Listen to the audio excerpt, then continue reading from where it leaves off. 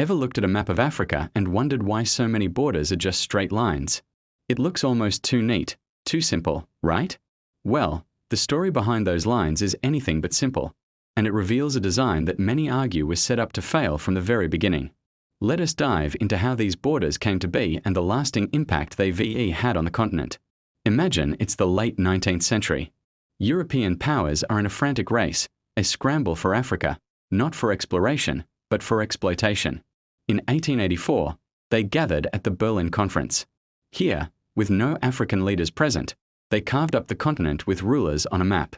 They weren't concerned with the people living there, the complex societies, ancient kingdoms, or the hundreds of ethnic and linguistic groups. Their goal was simple: claim resources and avoid conflict with each other. The result? Borders drawn straight through the middle of communities, lumping rival groups together, and separating families and allies. These weren't just lines on a map, they were seeds of future conflict. Suddenly, groups that had coexisted for centuries were forced into newly formed states with people they considered rivals. Traditional trade routes were severed, and communities found themselves as minorities in nations they had no say in creating. Think about it. Entire ethnic groups like the Maasai were split between Kenya and Tanzania, and the Somali people were scattered across 5 different countries. This artificial division created a permanent state of tension and instability.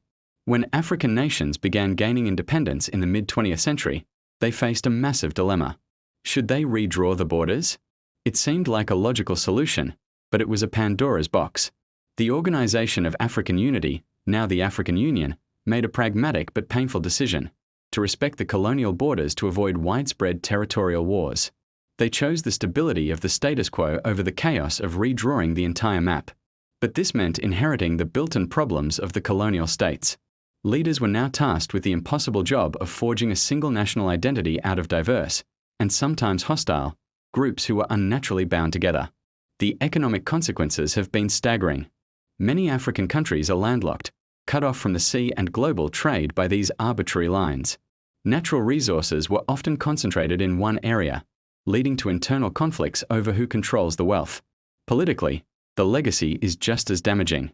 The divide and rule strategy used by colonizers, where they favored one ethnic group over another, created deep-seated resentment that has fueled civil wars, genocides, and political instability for decades. These inherited structures made it incredibly difficult to build strong, unified, and democratic nations.